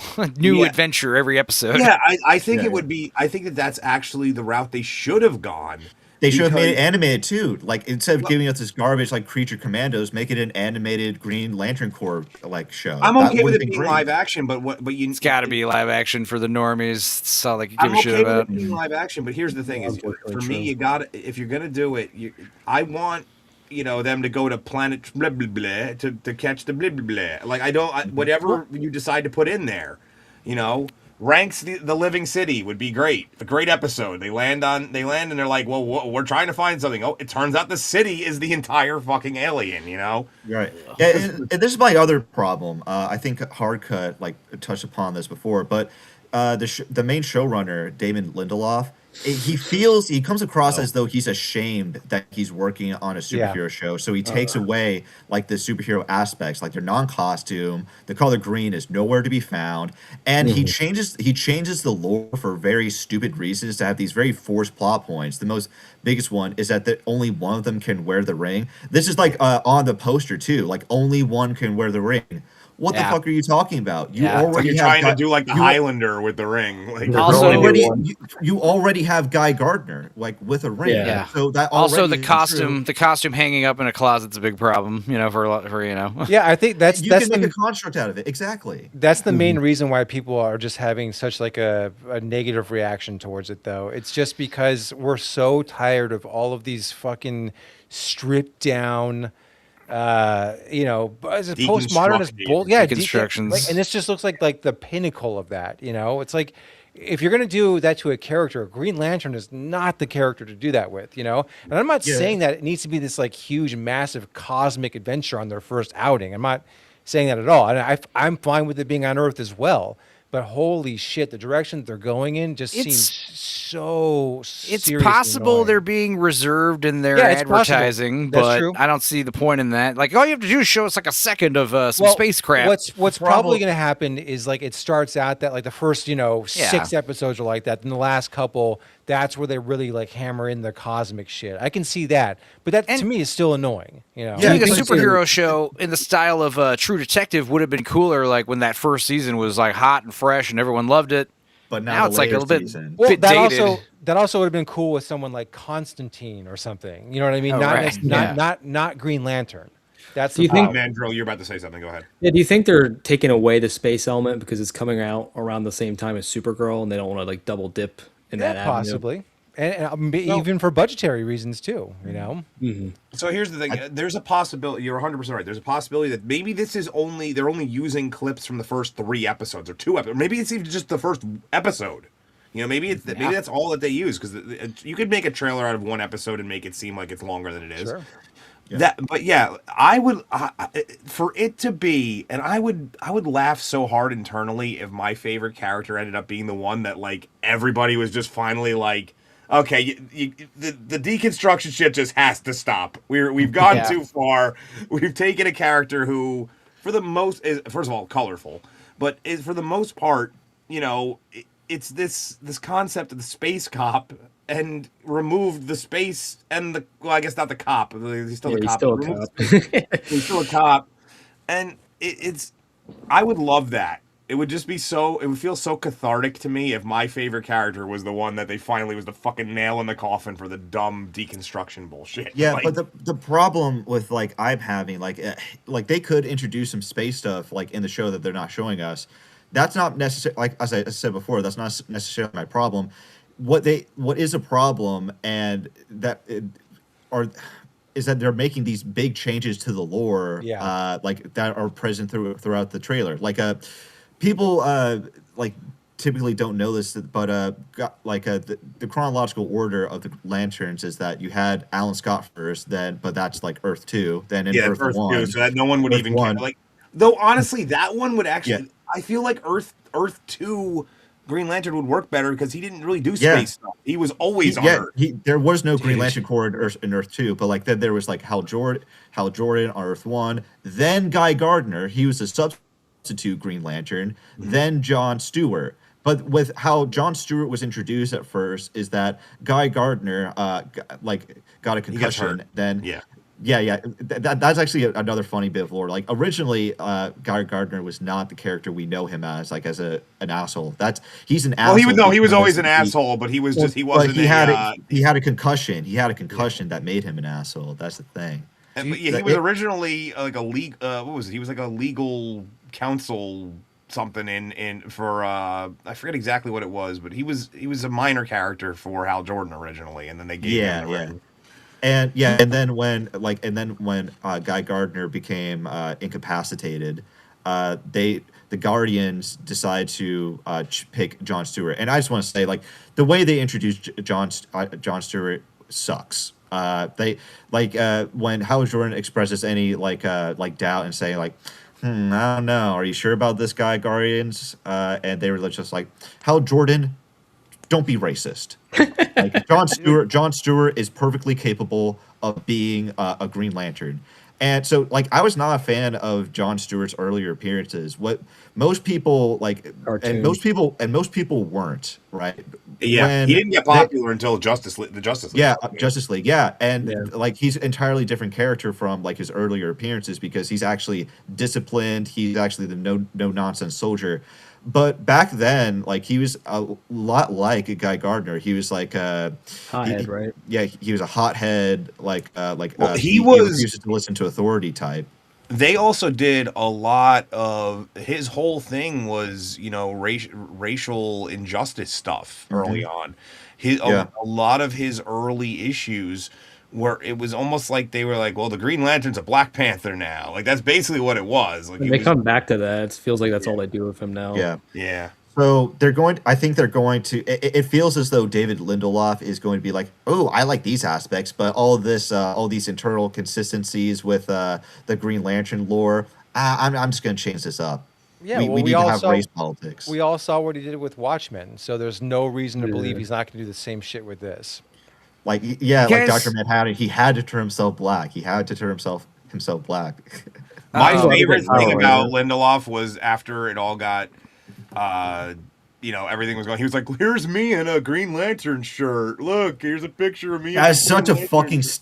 I'm still like baffled that some people bought into that because wow, you wore a shirt during the time that he was the most popular. Whoopee. That doesn't make you the best fit to write a Green Lantern story, dude. It's also funny because so obviously, DC is very, very protective of the big three. The big three being, the Trinity, the Wonder Woman, Batman, Superman. They're very protective of them. Historically, throw Joker into that mix too. Well, yeah, but I mean, for heroes wise. Oh yeah.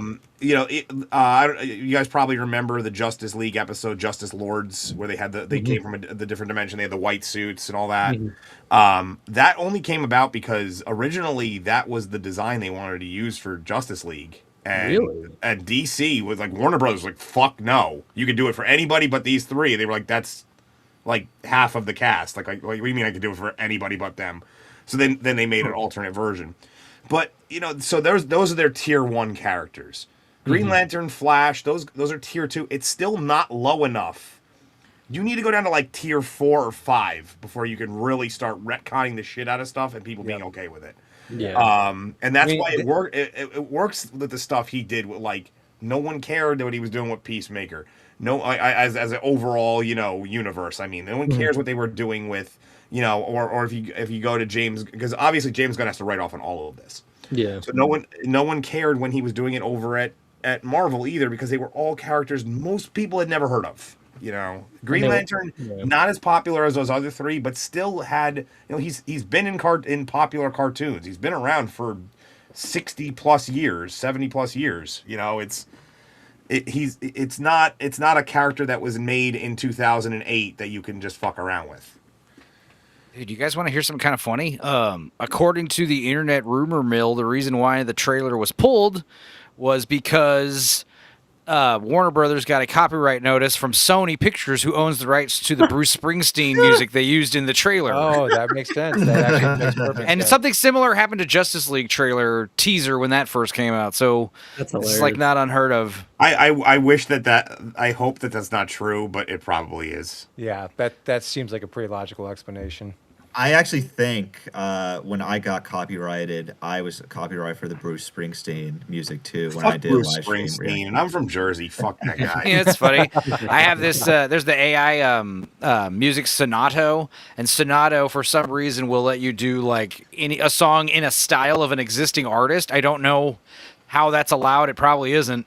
But I made like a song by Bruce Springsteen about like being pro the Iranian war. And the song was hilarious because it was like, well, we're gonna rain down, that we're gonna put the hammer down is what the chorus is called, and it's like, oh my god, just raining crimson from the sky or whatever. It was insane. It sounds just like Bruce Springsteen too. That's great. Yeah, I mean, fun fact, Bruce Springsteen tried to bang my aunt once, and it was Sick. unsuccessful, and I'm like, you ever regret that? Like, he has a lot of arguments. Like we're that Jersey. That's how Jersey my family is. Bruce Springsteen tried to fuck my aunt. Awesome. I put the hammer down. Yeah, he was trying to put the hammer down. That's what he was trying to do. your aunt could have had a song written about her. She might have. She might be mentioned in the song. But then again, he probably forgot about her pretty quickly. Where the fuck were we? That's the reason it got. Man, that just Allegedly. Most people seem to say music copyright. So I mean, that's more believable than them just going, yeah, this does look like shit. Let's pull a Sonic. no, it's not. and It got make everything got look some good. criticism from online people. I don't. When has that ever worked? You know, no Sonic, but that's it. Whenever I hear Sonic is the word only allegedly, time it ever worked. Yeah. Yeah, but I think Lindelof's that's like one of right. those guys who just can like double down, and it doesn't Yeah. matter. You know what I mean? He's Right. got that ability. So Well, the funny thing is that a lot of comic industry people like also called out David Lindelof. They said, "What the fuck are you doing, bro? Like, this is not. Is it really that hard to make a Green Lantern show look like Green Lantern?" I think Grant Morrison actually called him out on his blog. Yeah, it was Grant Morrison was the one that he posted the picture being like, "Look, I'm a fan of yours." That was because supposedly the picture was him standing in line to meet Grant Morrison. I'm like, yeah, you just happen to have a picture of you standing in line to meet him. Like, it's because that's what people do. They take pictures of themselves standing in line to meet comic book creators that at the time were just, Stan Lee maybe at the time, but I don't really, I don't really care for the Simpsons movie very much, and I don't really care for Tom Hanks that much. But I love that line in that movie at the end credit stinger where Tom Hanks is like, "Hi, Tom Hanks here, just to let you know that if you ever see me out in public, please leave me be." Like, it's just like, yes, please, just leave me alone. well, it was at Jeff an Go- official signing. It was like at a Comic-Con or something. But but Still. for me to believe that you specifically have a picture of yourself waiting in line for the guy who happened to call you out is that's a stretch. That's a plastic man level stretch. I also love the clip of Jeff Goldblum saying, a lot of people ask me, is my name pronounced Jeff Goldblum or Jeff Goldblum? And I always say the same thing. How dare you speak to me? Yeah, but just to like summarize my own thoughts on the Lanterns trailer, it's just mind-boggling to me how they're trying to make a plot point over Hal Jordan and Jon Stewart fighting over the ring when the Guardians, like, if they were being faithful to the comics, could easily make a ring for both of them. There's a It- ring. it's just There really should fucked be up. rings for. That'll be the happy ending. They both get rings. I had a second ring the whole time. You passed the test, Johnny boy. I've been wearing my ring the whole time. It's just not. On Yeah, it's my on my finger. toe. It's on my. Oh, it's on my. I have a cock ring. The green cock ring. Hell yeah. I'm gonna do the helicopter.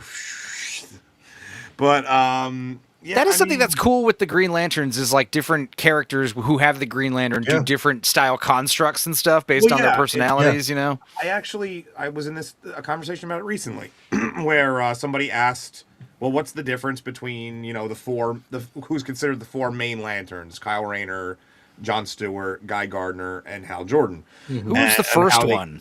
Alan Scott. But it's Alan not- Scott. Alan For Scott. Earth He's the one with the One. big cape, you know? Yeah, he doesn't count. Magic, though. so it's Yeah, His Hal is magic Jordan based. is the first one for the Earth 2. No, Lantern Earth 1. I mean, Corps. Earth 1, Yeah. Green Lantern Corps. So, But I Earth summed came out it up first. pretty simply.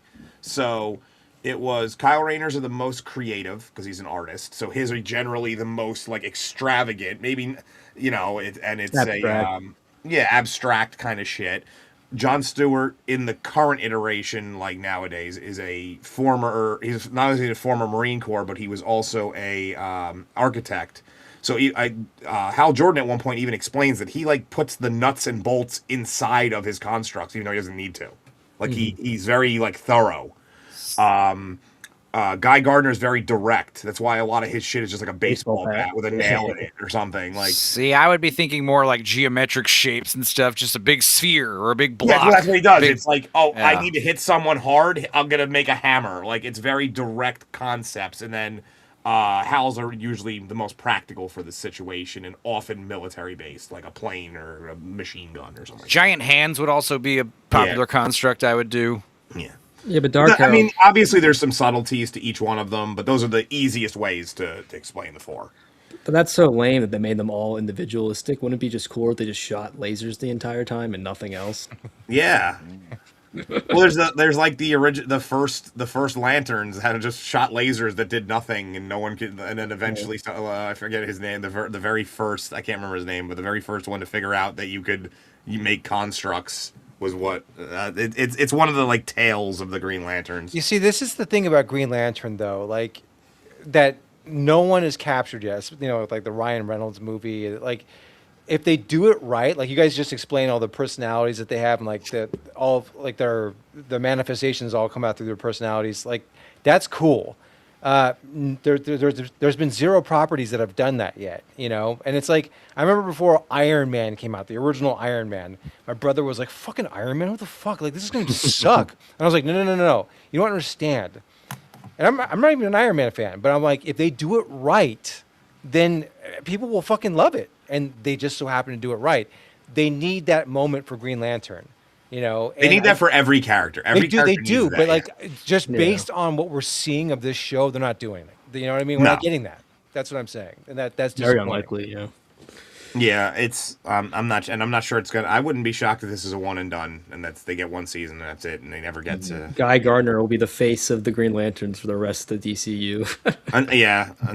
Until they. Well, I mean, who knows? They could always go the Kyle Rayner route. They could be like, oh, the Green Lanterns all died mysteriously somehow. We don't know how that happened. We're not gonna go into it. It wasn't Hal Jordan, we swear. So, I mean, I don't know. You guys want me to pull up one of the trailers? Anybody want one of those? Or anybody have I know that Kino Flex has to leave pretty soon, but anybody have a topic they want to touch on? We don't need to watch the trailers, but there were some interesting movies. Because, like, I did a stream two Sundays ago, and that was like the trailer trash special where, like, I save movie trailers as they come on YouTube in my recommended feed to the Dork Side playlist. But this time I had amassed like 25 trailers, and we watched them all.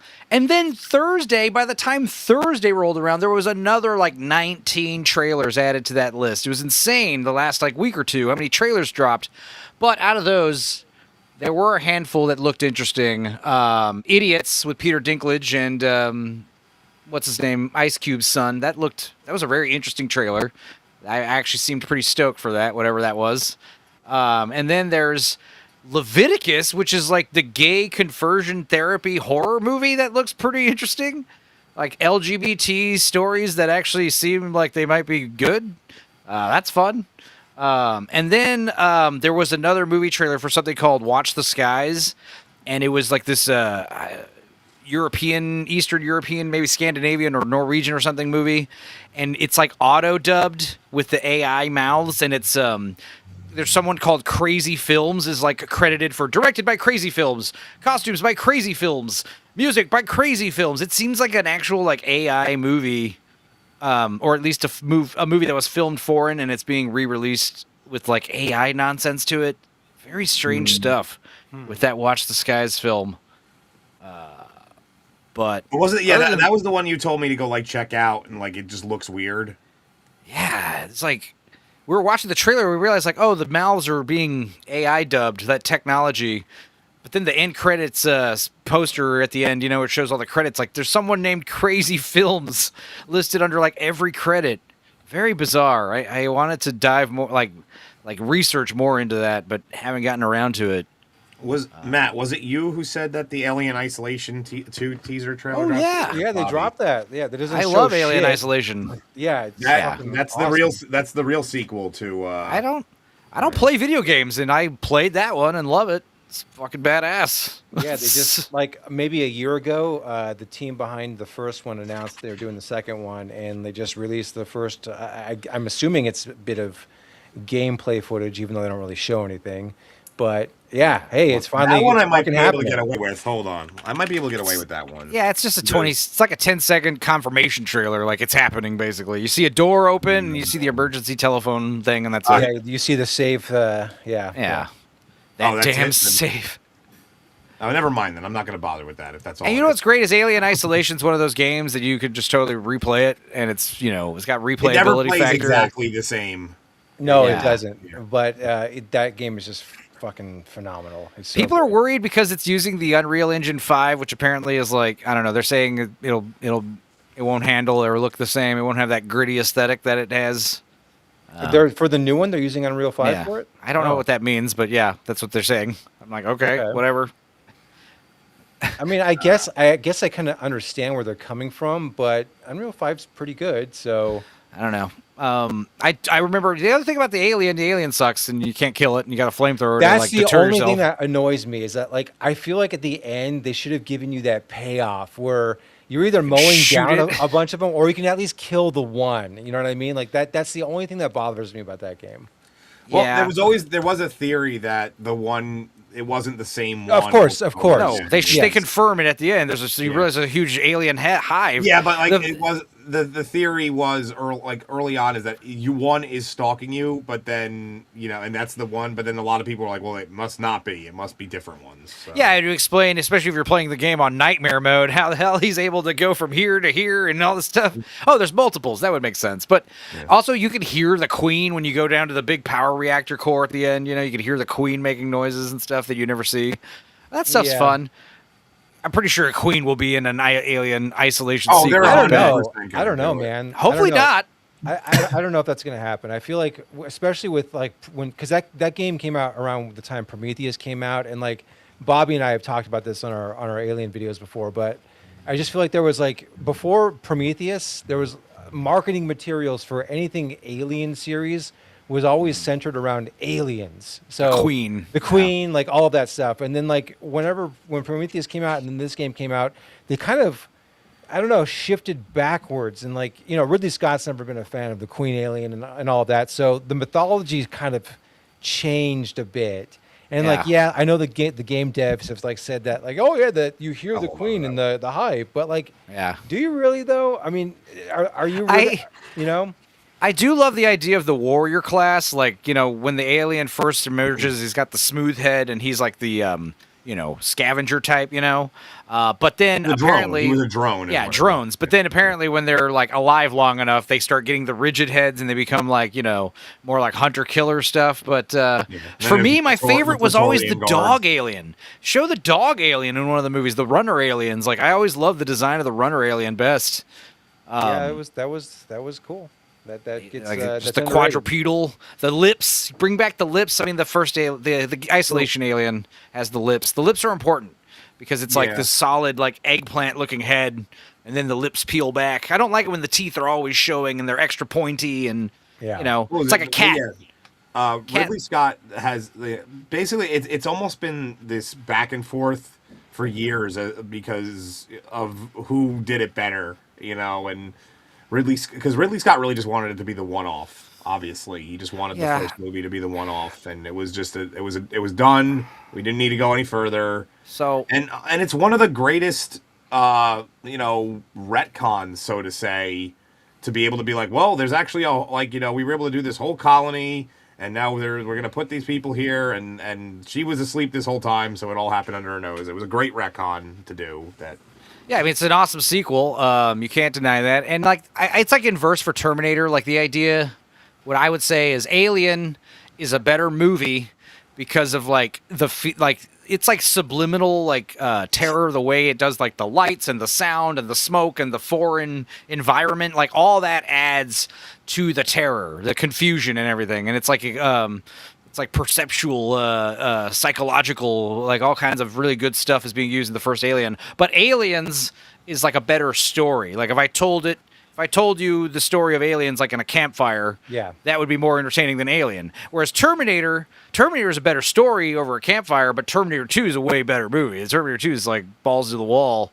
So enjoyable. Yeah, I bounce back and forth on Terminator 1 and 2 all the time, which especially is close. Especially like as I get older, I appreciate Terminator 1 more, you know, but they're both fucking phenomenal. They're like the best movies ever made, you know. Yeah. Terminator 2 is for children. So what? A lot of good movies are for kids. Iron Giant is for kids. I just started a couple of comments based on the you were talking about the weird mouth lineup.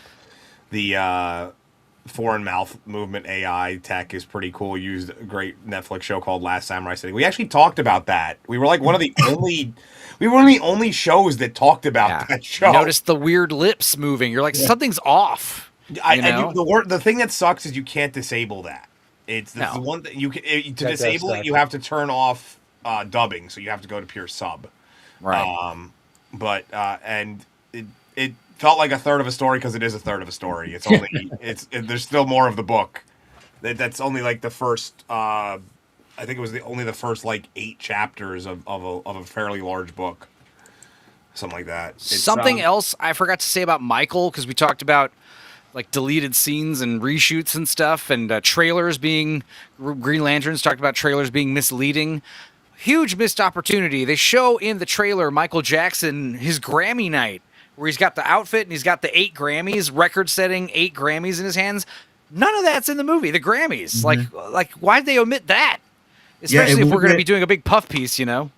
Yeah, especially for the theme of, hey, like Michael Jackson wasn't reliant on Joe Jackson for his success. That would have hammered home that message even more.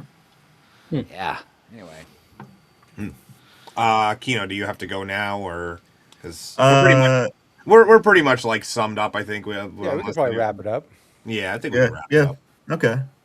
All right, so then I'll do a total of the.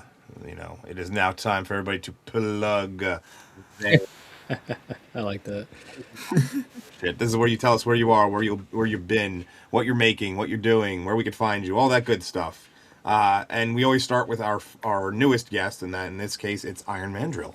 Oh boy, I'll go first, I guess. So yeah, I'm Iron Mandrill. I just kind of do YouTube for fun. I make silly ranking videos about just random stuff. The last video I did was actually the Peacemaker helmets. Like I said, season 2 wasn't that good, but I still like the helmets, and that's one of my things that season 2 didn't do. They didn't have any of the fun helmets. There was like one that did anything. Anyway, that's a whole other thing. But yeah, and I just stream occasionally with just a lot of friends. Some of them I met a lot of them through like the extended communities, the Mauler Discord. I met a lot of them, but yeah, I don't know. Just check me out if you want. But yeah, thank you so much for having me, Dark Hour. Oh, and yeah, I'll bring you back in the near future. I always try to bring people back, especially for topics that they specialize in. So we'll get you back on soon. Sounds good. I know you need to go. So you go next. Thanks again for having me on. I'm looking forward to you having me on if you decide to dedicate some episodes talking about the Lantern show. Oh, don't worry, there will be. I might switch to weekly during that show's run. Even if Matt and Bobby can't make it, I might just switch to weekly temporarily during that show. It'll be a fun weekly conversation of the episodes, because I feel like as though it's going to be as bad as we expect. But yeah, I think a lot of people I've caught wind of a lot of people's attention with the recent Arlie Noah drama because of my direct involvement in it. But you can find me over on the Kino Flex Reviews channel. I do reviews and sometimes response videos to other creators when I think they're giving like pretty bad takes. But yeah, I'm going to try to get a review of Michael out sooner rather than later. And all the links are in the description, by the way. Stupenzo. If you have to head out now, you can. You don't have to hang on. All right. Yeah. Okay. I'll stay for Stupenzo. Oh, okay. Oh yeah, Stupenzo. my humble, tiny little 800 sub channel is. I love it. It's fun. I've been having a blast doing it. We've been hitting a lot of good goals. I got some Sustroming that I'm going to try soon. I'm going to buy a Floby and cut my own hair. Basically, if I told you Mystery Science Theater meets Come Town, that's what you're in for in my channel. We watch a lot of weird movies and talk a bunch of crap, and then on live streams we watch a lot of weird crap and talk about movies. And it's been a blast. Now, we just when got you done watching my Big Fat Obnoxious Boss. We're going to start Space Cadet soon. Weird stuff. Yeah. Now, when you say that you're the that you're a mix of Come Town, are you saying that you're the Adam Friedland of Very the show? juvenile, immature humor, and not for kids at all. So yeah, that's what I mean. Yeah. So yeah, But yeah, check if out. you smoke a lot of Stupenzo. pot and like movies, check out my channel. I've been on a few of them. Eventually, he figured out what was wrong with the audio, and I don't sound too terrible Oh, yeah. in the later versions. My first year of the We Watch videos are like all my guests sound like they're in a tin can. Never figured it out. I figured it out eventually. All right, Matt, what do you got coming up? I was about to say, what is hard? What do you have coming up with cuts? But I fucked it up. So, Matt, what do you have coming up with? I mean, yeah, obviously we've got the summer season coming up right now, so we're going to be covering a lot of films during that. But the thing that we've got in the immediate pipeline is we just recorded our Prometheus review, retrospective review, I should say. So hopefully that will be out this weekend. That's what I'm trying to aim for. I'm cutting that one right now. And then we'll just have fucking Covenant left, and that's it. And all of our Alien stuff will be done, so that'd be great. Until something new comes out. Of course, but we'll be caught up, like completely caught up, and I'm very excited about that. As for me, I'm hell bent. I'm gonna figure out how to make this Daredevil Born Again video work, even though I'm pretty certain no one will watch it because I don't even think anybody even knows that show exists anymore. Just kind of holding my place until the stuff I care about gets inevitably torn to shreds. Daredevil Born Again was that, but that already got torn to shreds. So, dude. Last week I was on Lance's show, and we were talking about all the movies and stuff we were recommending that week. And someone in the chat was like, "Why aren't you all talking about Daredevil?" And I was like, "We were all like, that's the we one haven't seen person it." that wants people to talk about I don't Daredevil. know. It's fucking Yeah. I can sum it up for you. Nothing's happening, and no Okay. why. That's every episode. That's Cool. I didn't even know it came out. That's how Exactly. low key it is right now. But yeah, other than that, I'll try to get that out, figure out my next plan, see where I pop up next. I just kind of pop up on shows randomly, usually because someone asked me like last minute, "Hey, are you available?" And I'm usually available, so I just do it. But yeah, other than that, you can always catch me here. And next show will be in 2 weeks. So, we'll see you then. But leaves me to thank the guests, thank my co-host, thank the audience, thank especially those who sent super chats. I didn't miss any, I hope, right? No, I did not. Okay. And yeah, so we'll see you again in 2 weeks. Tits out. Tits out.